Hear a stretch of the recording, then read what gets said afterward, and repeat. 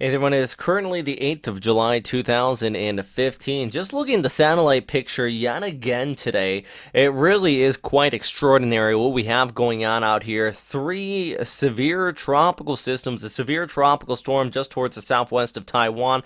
This is Linfa, and this one actually gaining some strength today as we went ahead through most of Wednesday. This just moved over some very warm sea surface temperatures and really is going to be a big rainmaker out here in parts of Fujian and Guangdong province. But the big monster really on the picture is Chanholm, now bearing down on the southern Japanese islands, and of course Nanka, which is also moving into the northern Mariana Islands. This is the strongest of the three, kind of a cannonball out here as it rolls off there towards the west. Not that big, but it really has an intense core in that center of circulation. But the bulk of this update, we are talking about Chanholm. And let's first talk about the direct impact from this storm system, and then I'll get into what's going on here in the Philippines, because Lingfa and Chanholm are combining to make for some very rough weather out here and a very serious flood threat. But first, take a look at Chanholm. Now, as far as intense typhoons go, this one really kind of the lower end of it. What I mean by that,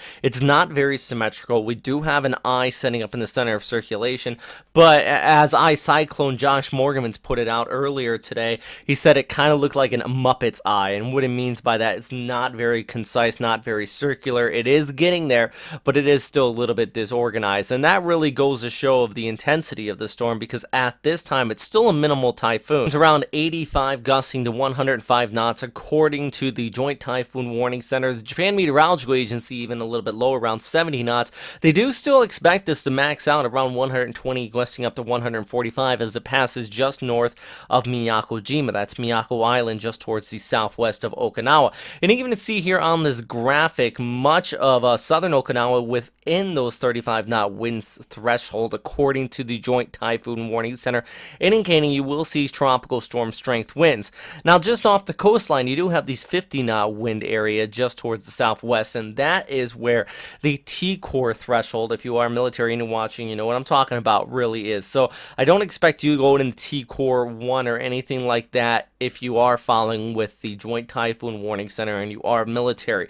With that said, the Japan Meteorological Agency is being a little bit more, well, aggressive with this storm system. Not to compare, just trying to relay all the information that is available out there. But Japan Meteorological Agency has issued typhoon warnings for Miyako-jima and Okinawa Honto, with winds expected upwards of 126 knots there in Miyako-jima. Actually, in Okinawa Honto as well, you could be seeing winds as high as 88 knots, sustained around 58 knots as we go ahead into Thursday night into early Friday morning. That's according to the latest warning from the Japan Meteorological Agency on this storm. As we take a look ahead through the model outlook, this is from the ECMWF displayed on the Meteor app, and you can go ahead and check this out on your app store if you are using anything Mac related, also on your cell phone as well. Just a fantastic application to track this storm system.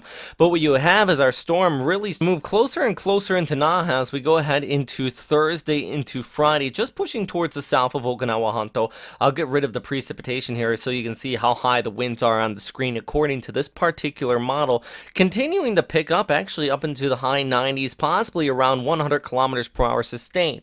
Remember, typhoon strength is 120 kilometers per hour, and this is showing you sustained winds. Anything higher than that could be gusts, and we actually could see gusts well over 120 kilometers per hour, and really enough to sufficiently relocate anything very light out here. I'm talking about anything that's not tied down. Trampolines, definitely. Seems like every typhoon in Okinawa, a trampoline goes flying. I almost bet it. If I was a gambling man, I would say at least 1 or 2 trampolines from the military bases out here will be flying somewhere around Okinawa as we go ahead into Thursday night into Friday. But any other things, maybe an above ground pool that it has no water in it, could fly around too. And these are a few things just keep in mind, guys. At the very least, if you are like most of myself and my Japanese friends as well, leave in laundry outdoors. It's something as simple as that. But let's go ahead through the forecast because the winds won't be over as we go ahead into Friday morning. Unfortunately, the storm will pass, but we're still going to be seeing that strong inflow coming in from the east. This is still going to also create some scattered showers throughout the day on Friday and even heading into Saturday with all that moisture wrapping in from the east as well. Now we're out here in Miyako-jima. I know that videographer James Reynolds and Mark Thomas are out there, and they're going to be documenting this storm moving overhead. They're going to be seeing some pretty strong winds. Now, the fantastic news is Miyako-jima, there in the Ryukyu Islands, is just prepared for typhoons. Reinforced structures, everybody there knows typhoons, not really worried about this storm system and with these people out here on this small island, even in Ishigaki as well. This is just another run-of-the-mill storm. Now, as far as the forecast is concerned, I am worried about this storm system heading just towards the south of Shanghai. It is going to bring a lot of rainfall here. Very severe flood threat, and that's going to be a big threat. Also still have that wraparound flow I'm talking about. It doesn't just impact Okinawa, but we're also talking about that wraparound flow all the way down there toward the Philippines. And if you've watched so far and you're waiting for me to talk about the Philippines, well, let's get into it. First, I want to show you what happened here today. Because you have just been seeing heavy rainfall throughout the day here today. All schools were suspended in Manila on Thursday. I think they're going to be suspended as well. Stay tuned because I'm making this update Wednesday afternoon into the evening hours. It has not been announced, but hey, if you're a student out here, just be ready for that. Roads have just been submerged in a lot of rainfall, and more is on the way. It actually has issued red rainfall warnings for Cavite and Laguna, but also yellow rainfall warnings have been issued even in the Metro Manila area. And this is just going to continue as we go ahead through the 8th, and it really is leading to that threat of some very severe rainfall and very severe flooding. And even on par as on similar situations that we have seen in the past year. Remember Mario back in 2012, the flooding we saw in Manila?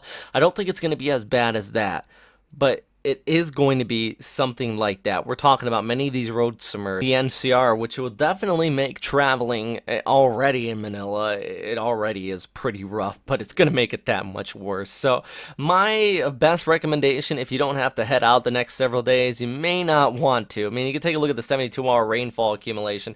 This shows around 12 inches. We're talking about some areas well over 300 to 400 millimeters of total rainfall accumulation coming out of this. And one more look here. This is also from the ECMWF. You can just see that moisture wrapping around and continuing to flow in from the southwest throughout the weekend and really not tapering off until we head into Sunday. So the next 4 to 5 days, what you've seen here on Wednesday, that's really what's going to continue to occur. And if Nanka has its way, it could also really trigger up another round of heavy rainfall into mid part of next week.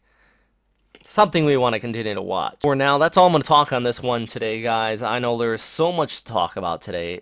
We have our landfalling typhoon. I didn't even touch about Nanka too much because that's impacting Northern Mariana Islands. And really, if that was the only storm out here, I definitely would have full focus on it. But Linfa still impacting China and Chanholm, which is really the big one. So guys, stay safe. Of course, continue to check in with your local meteorological agencies, but also on our Facebook page. We really have been putting out a lot of warning information. It's not just for myself. The whole Westpac weather team really joining in and helping out here. So yeah, just check that out. As always, though, stay safe out there. Thanks for watching.